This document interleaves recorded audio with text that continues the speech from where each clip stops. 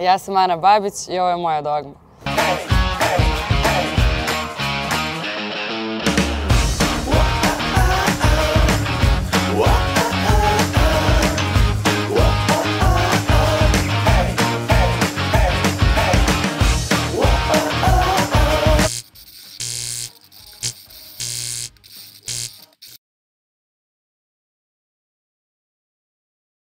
Škrabac jeste krenuo zapravo iz jednog sketchbooka koji sam ja nosila stalno u torbi gde sam zapravo obeležila naše neke anegdote iz svakodnevnog života. Tačni život mene i mojih cimarki pre 5-6 godina i umeđu vremenu sam eto krenula da bacujem izreke, poslovice, tako da šta god je bilo zanimljivo je moglo da se nađe tu.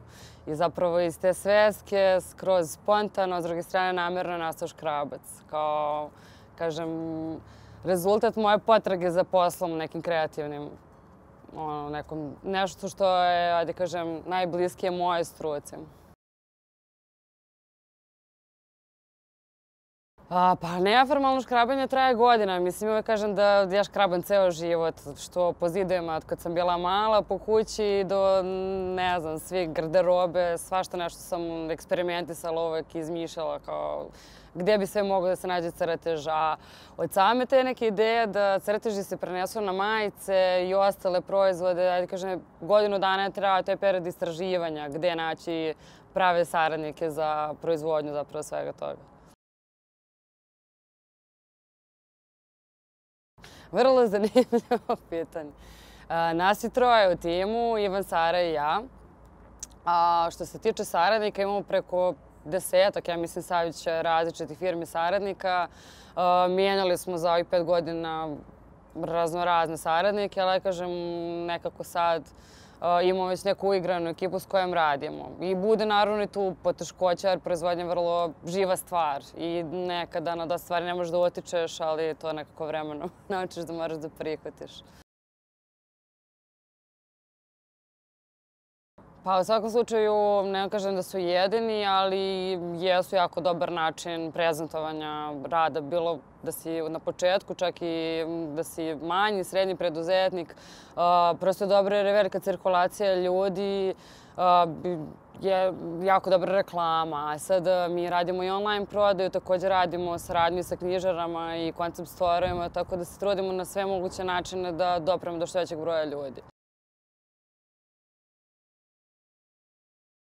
Imamo, ali u malo drugačijoj postavci, u smislu da asortiman koji imamo bi bio potpuno identičan za svaku državu, ali bi natpisi, sami crteži bili vezani za područje gdje bismo to izvozili zapravo.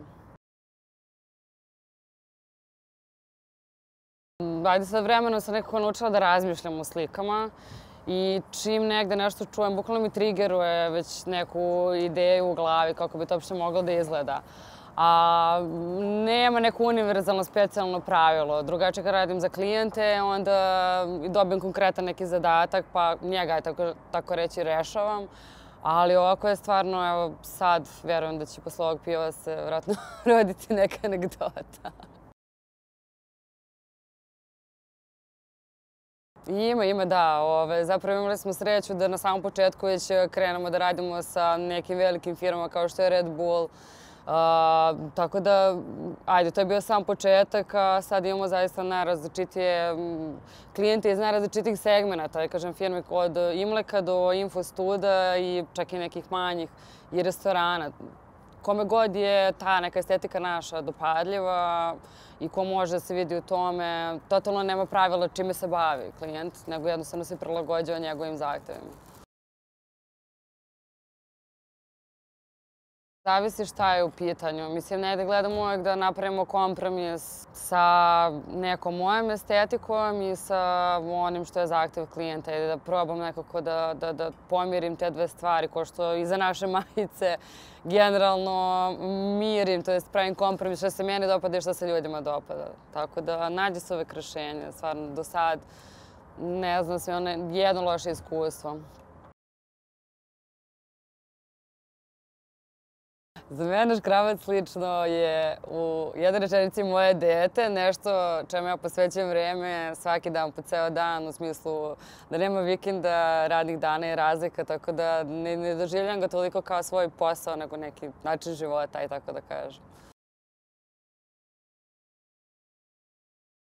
Sam početak, naravno, zato što nemaš pojma kome da se obratiš za koju informaciju i gde da dobiješ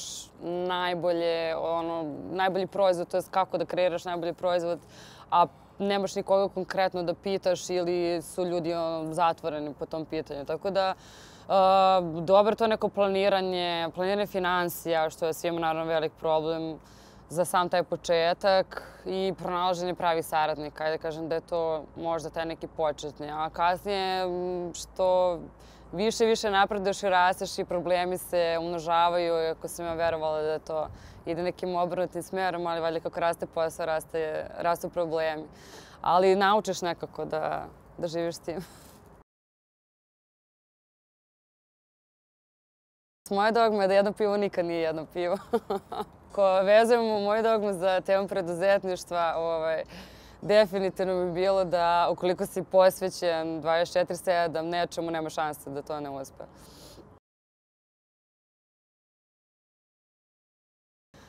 Pa ja mislim da je Miners kriv tu za sve. U stvari, generalno, za craft pivo sam prvi put čula kada sam otišla u Miners, gde su me vodili prijatelji koji su sad isto prvi put probali craft piva i bili oduševljeni nekim pivima koji imaju neke čudne ukuse i od kojih se brzo napiješ i tako.